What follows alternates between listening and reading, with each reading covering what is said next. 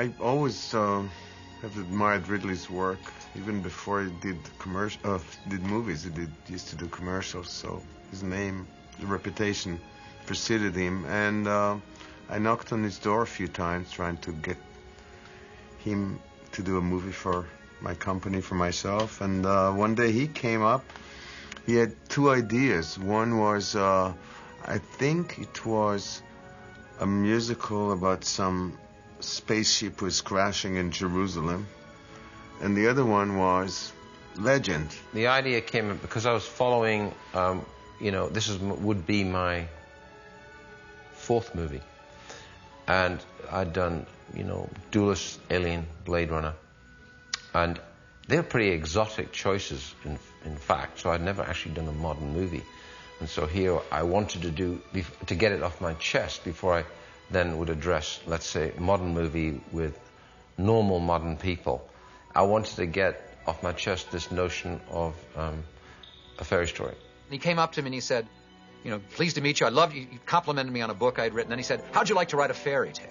And I said, well, I would love to write a fairy tale because in actual fact, I'd been writing little short fairy tales and slipping them away in a drawer because I'd been doing so much film work and hadn't been writing fiction. I wanted to write some fiction. And I just was writing these fairy tales knowing they'd never get published anywhere. They were not commercial. They were just for fun. He said, so what do you think your target within this context of Beauty and the Beast, or innocence and evil, is? And I said, well, maybe it's an adventure as well, because it ought to be all films in some shape or form should be adventures.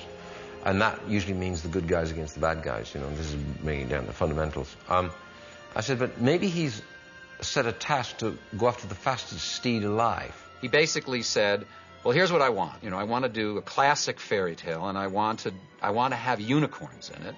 Fastest steed on Earth. Fastest steed on Earth. And I want the villain to be called Darkness. And that was it. That was all he wanted.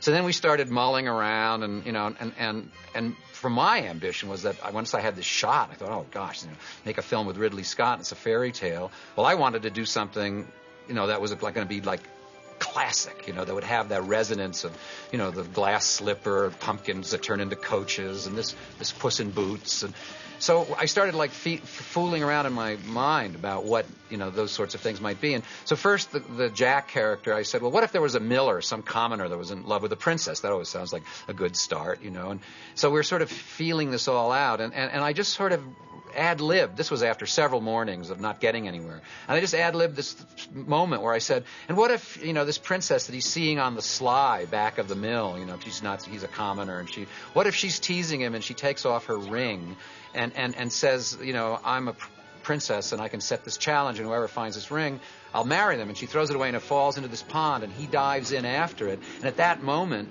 the forces of darkness kill the unicorn, and the whole world freezes over, and he comes up and he doesn't know it. And Ridley's going, that's it, that's great. And he said, go do it. He went away and came back with the first draft, which generally I thought was magnificent. When I turned it into Ridley, he actually called back and he said, that's it, it's a hole-in-one. And I was so naive, I thought that meant he was just going to go shoot that script.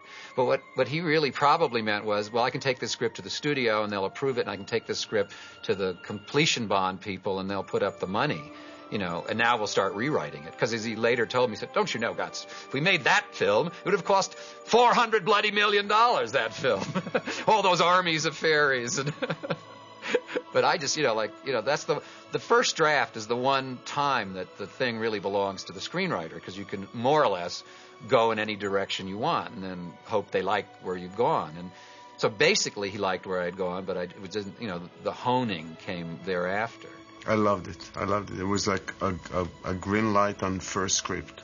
It was beautiful. One of the things that I think is extraordinary about Legend is that it's much closer to Grimm's fairy tales, to the kind of primal psychological things that disturb children, which fairy tales were actually invented to address. Because it's not, jolly fairy. It's, there's some really gritty, dark, bad stuff in there. The same way that there is in life. And the fairy tales were invented to prepare children for the horrors that they might encounter. The original screenplay, which was written in poetry, was it was so beautiful. Actually, you know, never before nor since have I ever read anything that had that kind of impact on me. It was just such a, you know, looking back on that sense of wonder, because I was so young. I really still had all of that. You know, I mean, I hate to say it, but I think it's true. You go through life and that wears, and you have to work to retain that sense of wonder. But the screenplay as it was, and my 15-year-old being they were very, very, very compatible. The original script that I read was incredibly romantic. It was high romance. It had so many elements, and I thought, this is going to take forever to make, you know. I mean, for instance, it had scenes describing how when the unicorn's feet touched the ground, as the feet left the ground, there was a ring of posies that sprung up. So as it walked, and there were flowers. We never managed it, but never even attempted it. But that sort of thing, and I thought, this is really going to be magic. Well, the Holtzberg screenplay I thought was absolutely incredible. But I thought, I don't know how they're going to film it, because it would be costing a fortune.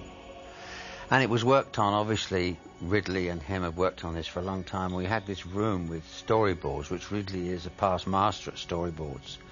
So you'd wander this room, looking at the script as well as reading it, and you're thinking, well, that's $1 million, that's another $1 million, and that's the reason certain things were scaled down, because it was just too good to be filmed, you know. All kidding aside, this script is amazing, right? I mean, it's basically, you know, on par with, like, Lord of the Rings, in essence, and it has that much texture and detail and whatnot.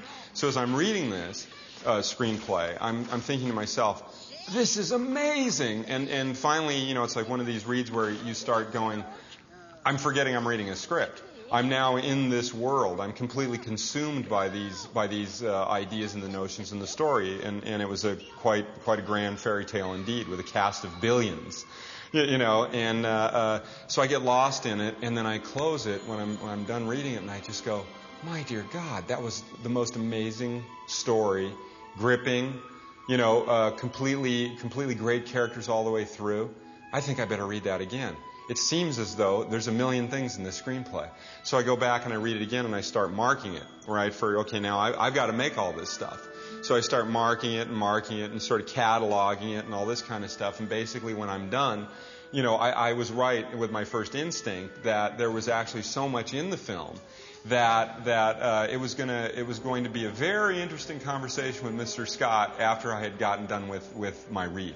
One of the producers, or maybe just it was a studio executive, was Marcia Nassiter. I don't know if you know of her. She was one of the first, I think she was the first female executive in all of Hollywood. And she was this tough old gal, you know, probably in her late 60s, chain smoking away. And we were in her office maybe at Fox talking about the script. And she said, well, there's only one thing I have to say about this script. And I said, yes. She said, you can't have the villain fuck the princess. So you can see how my first draft was kind of like far afield from what, you know, although it was all really there. The unicorn, the freezing over, the ring in the pond. You know, it was virtually all there in terms of the great story movements. But, you know, in the details, a lot changed.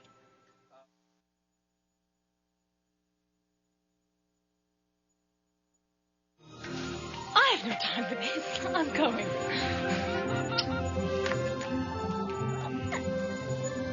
You look out for Spriggan and Banshee, my girl. These woods be thick with them. Stay clear of toadstool rings and willow trees and old oak.